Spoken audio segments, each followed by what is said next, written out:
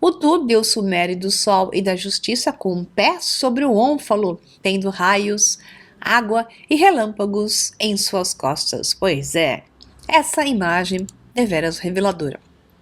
Novamente, o ônfalo foi levado como ideia ou como instrumento real pelos gregos para que a sacerdotisa do templo de Apolo, note bem, Utu, deus do sol, com o pé em cima do ônfalo. Na Grécia, a sacerdotisa do templo de Apolo, no início do oráculo de Delfos, templo de Apolo, na montanha ali, em cima da região de Delfos, Delfi, como queira chamar. No início, ela não ficava inalando vapores, não. Ela colocava os seus pés sobre o ônfalo e o ônfalo alterava o seu estado de consciência.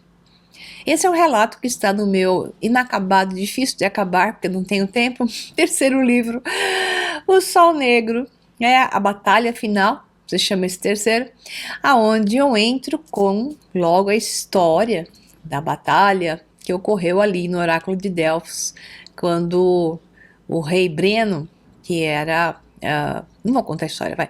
Ele invade o oráculo de Delfos e então a questão era roubar o ônfalo.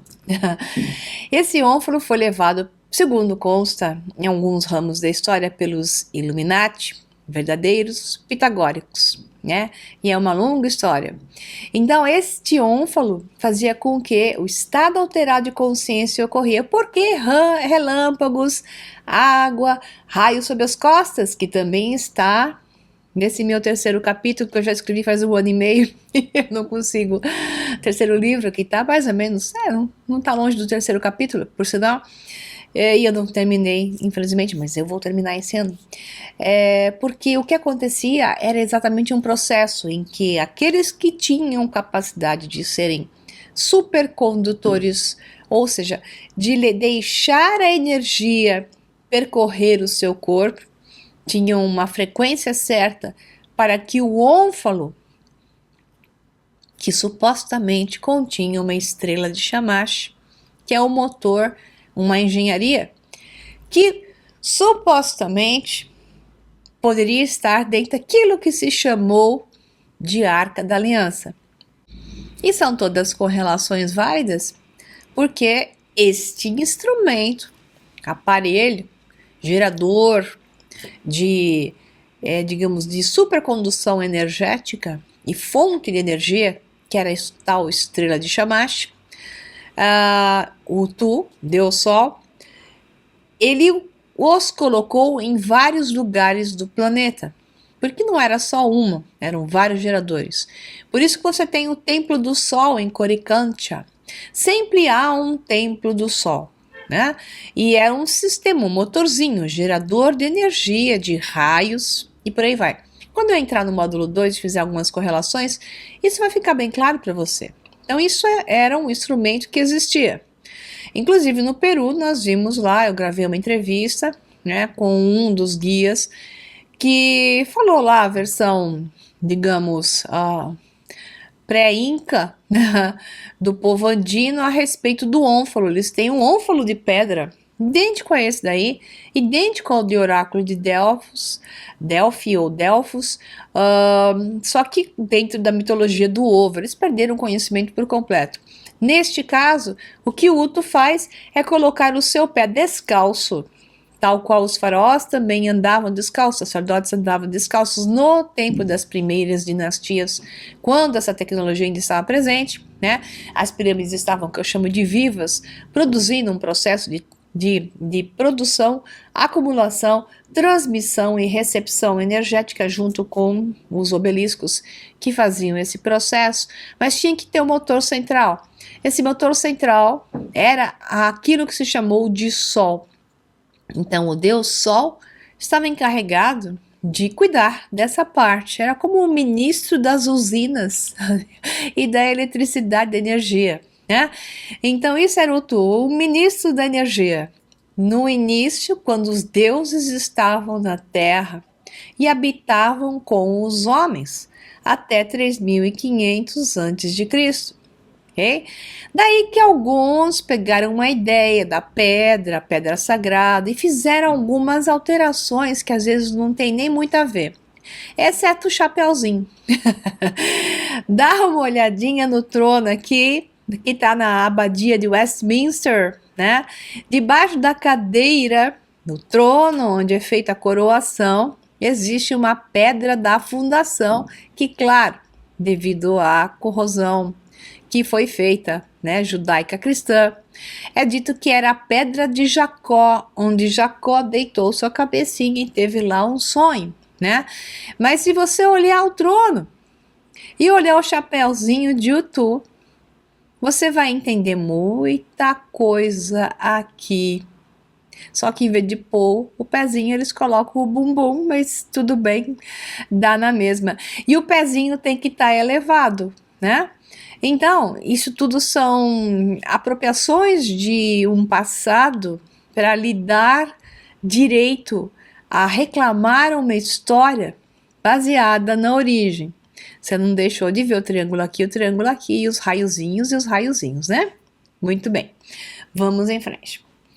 Essa pedra da coroação, falar um pouquinho da tal da pedra da coroação, né? Que esse é o ônfalo do oráculo de Delfos ou Delphi.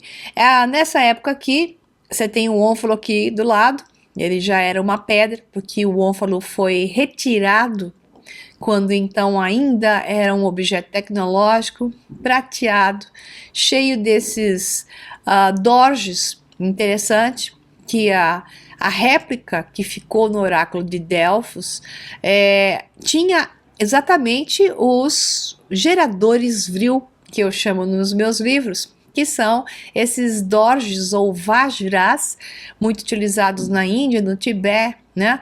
E como esse conceito de emissor de raios. Então, esse ônfalo divino, chamado também de um sistema que liga o umbigo do mundo, porque ele devia de gerar não só a produção de energia, mas também a abertura de portais. Claro, se a supercondução de energia é alta o suficiente, grande o suficiente, ela acaba gerando uma ruptura no tecido espaço-tempo, deformação, que é o termo mais certo, fazendo com que ocorra um buraco de minhoca ligando duas realidades. Então, no caso, a pitonisa, né, ou a sacerdotisa de Delfos, quando no começo do oráculo esse ônfalo foi para lá, a graça é porque, e eu conto isso no meu livro aqui, não vou contar para vocês, senão eu não paro nunca de contar, ela então entrava nesse estado alterado de consciência e podia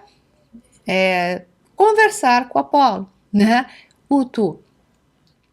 Tá, vou ler aqui para vocês a pedra da coroação, que é esta da cadeirinha, também conhecida como pedra de Scone, que em inglês Stone of Scone, em gaélico escocês, né?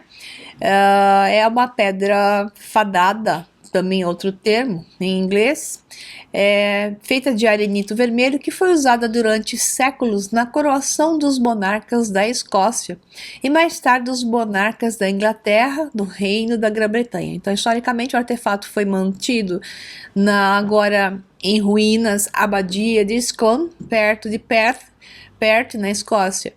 Ele também é conhecido como Pedra de Jacó. Isso foi depois que é o bétilo usado pelo patriarca como apoio para a cabeça quando teve um sonho. Então, esse também tem outros nomes que vai aqui. Isso aqui o que mais importa é saber a correlação das coisas, da onde uma coisa sai e como se inventa outra, para se apropriar de uma história do passado e colocar numa história do presente algo que na verdade não era bem assim, mas que mantém aquela tradição de dizer que eu tenho então uma origem divina. E na história da humanidade, nada mais divino do que está relacionado com os deuses criadores com D minúsculo. Então, o Tuiuti, o deus solar da cultura andina e inca, é a mesma coisa novamente, é o mesmo ser que esteve em várias regiões do planeta, atendendo às necessidades das culturas que foram criadas e distribuídas por várias regiões do planeta. né? Isso eu já falei para vocês, só para lembrar.